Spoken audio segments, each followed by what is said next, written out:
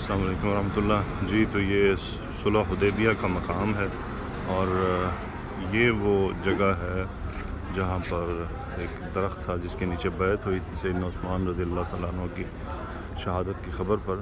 اور اب یہاں پر یہ ایک بیریکیشن ہے اور اس کا مقصد صرف یہی ہے کہ یہاں پر وہ درخت ہوا کرتا تھا اور درخت کی جگہ پر ایک مسجد بنائی گئی بعد میں۔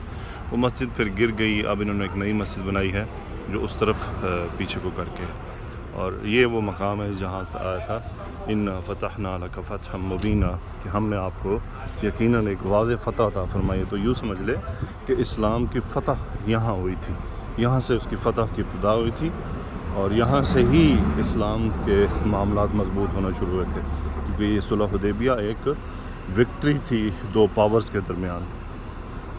یہ وہ مقام ہے اور یہ مسجد ہے، مسجد شمیسی کہلاتی ہے، یہ شمسی کہلاتی ہے، یہ وہ مسجد ہے۔ یہاں پر لوگ آتے ہیں جو عمرہ وغیرہ کے لیے، یہ بسز بھی رکی ہوئی ہیں۔ بہرحال میرا مقصد یہ ہے کہ یہ وہ پہاڑ ہیں، یہ وہ درخت ہیں جنہوں نے نبی کریم صلی اللہ علیہ وآلہ وسلم کی زیارت کی ہے۔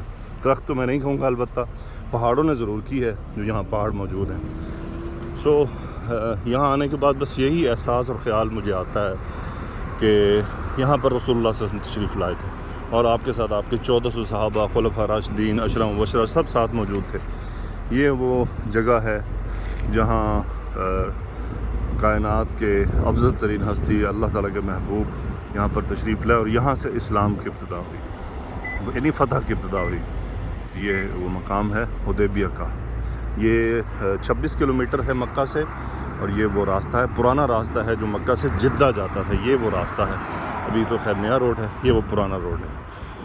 تو آج میں نے کہا چلیں آپ اپنے طالب علموں کے ساتھ یہ تھوڑی سی معلومات شیئر کر دوں۔ اللہ تعالیٰ آپ سب کو جزائے خیر عطا فرمائے اور ہمیں سیرت النبی صلی اللہ علیہ وسلم کے ساتھ جڑنے کی توفیق عطا فرمائے۔ اللہم صلی وسلم علی نبینا محمد، آمین یا رب العالمین۔